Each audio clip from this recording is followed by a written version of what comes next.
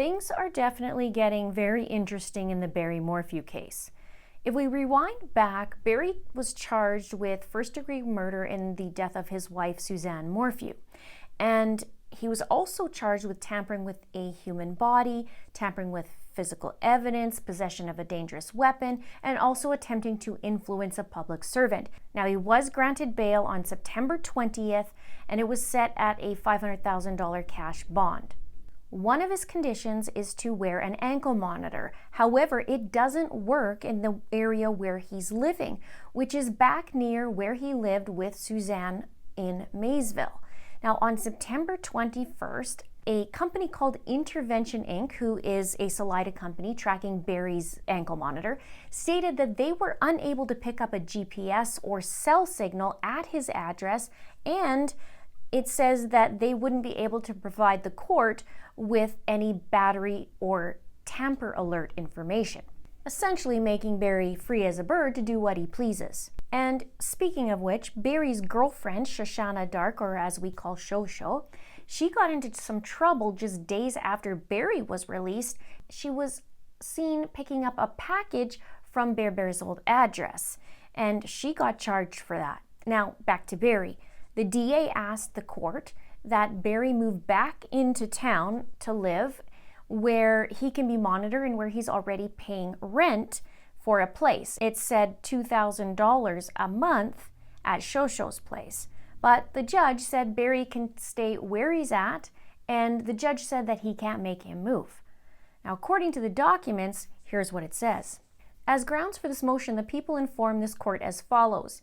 The people have been made aware that the defendant has proposed he will live at a vacant residence, frequently used as an Airbnb or vacation rental, at 10987 Puma Path Drive, Maysville, Colorado, in the Monarch Estates subdivision, and it's in brackets Cushman residence. The people request the court to enter an order that would prohibit the defendant from residing at the location for the following reasons. The Cushman residence is only a few hundred yards away from the 10957 Puma Path residence. The people have requested the defendant be ordered to stay away from the Puma Path residence. See motion filed on September 19th, requesting modification of bond conditions. The Cushman residence is in the same neighborhood and is near the Ritter residence located at 10969 Monarch River Drive, Maysville, Colorado. The Ritters have been very clear that they do not want to have any contact with the defendant. Therefore, if the defendant is allowed to reside in their neighborhood, this will undoubtedly make the Ritters, at the very least, uncomfortable and possibly not wanting to continue to reside at their home any longer. Now, just a refresher, the Ritters is actually the neighbor of Suzanne and Barry spoke to Jean on the phone that day that, Suzanne allegedly went missing. And then it says, if the defendant resides at the Cushman residence, he will undoubtedly find it difficult, if not impossible, to abide by the orders of the court. The people have every reason to believe the defendant is paying rent at a residence in Salida, 315 Poncha Boulevard, near the courthouse. It makes sense for the defendant to reside at this residence instead. Now, also, back to the Ritters, among a whole host of people on a list, it was ordered that Barry stay away from these people. So it's very interesting.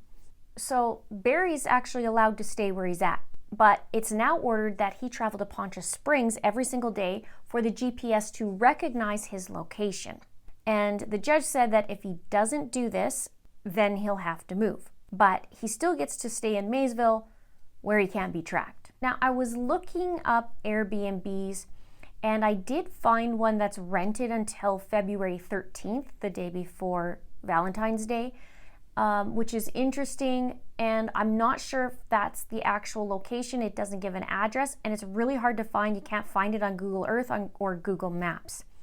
But this one in particular, you can see this one is rented out until February 13th, and it is not cheap. I'm wondering if Barry got a deal on this to rent it out that long, or he's paying $7,500 a month plus the $2,000 he's paying for Shosho.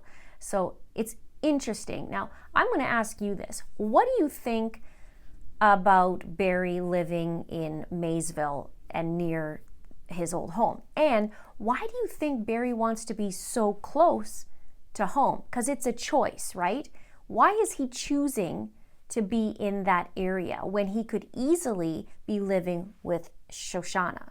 And we know that there was a lot of information in that affidavit when it came to the house.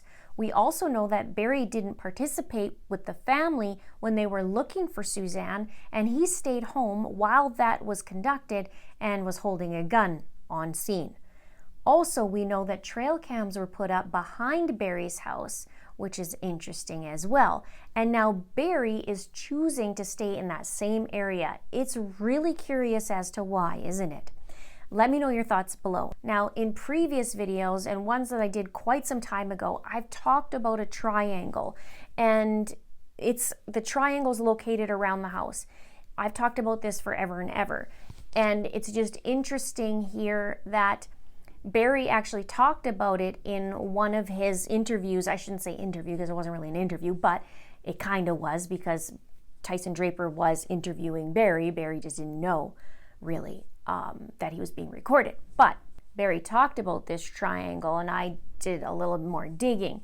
And it's interesting too, just days before and while, now that we know, while that Barry was fighting with Suzanne, or they weren't getting along and Suzanne said, "I had enough," he actually responded to a fire, because he was a volunteer firefighter and he was on scene, to a fire. It was human caused, and then it was changed to being a branch on a pole. So it's very interesting. I've talked about this fire as well in the past.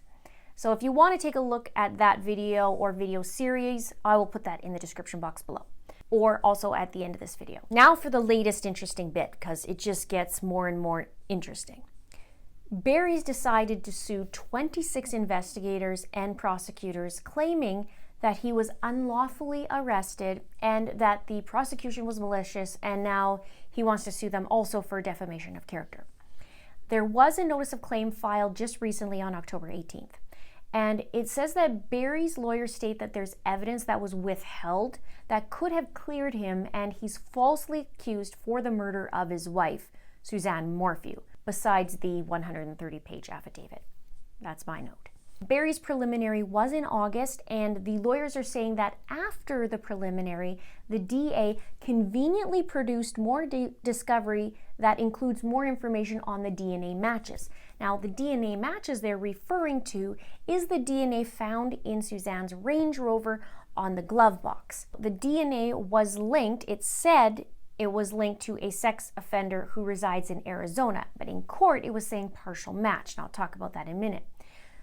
Barry intends to sue these 26 individuals in both their individual and official capacities. This list includes Chaffee County Sheriff John Spezze, DA Linda Stanley, and FBI and CBI agents.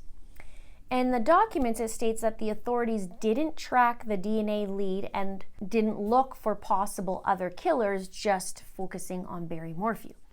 Now, they're saying that August 2nd, which was right before the preliminary hearing, that the prosecution knew the man's identity belonging to that sex offender. And Barry's attorneys are saying that the prosecutors conspired to commit a fraud upon the court by withholding exculpatory evidence. Now, we did hear in court about this DNA on the glove box, like I mentioned, and they said that it was a partial profile.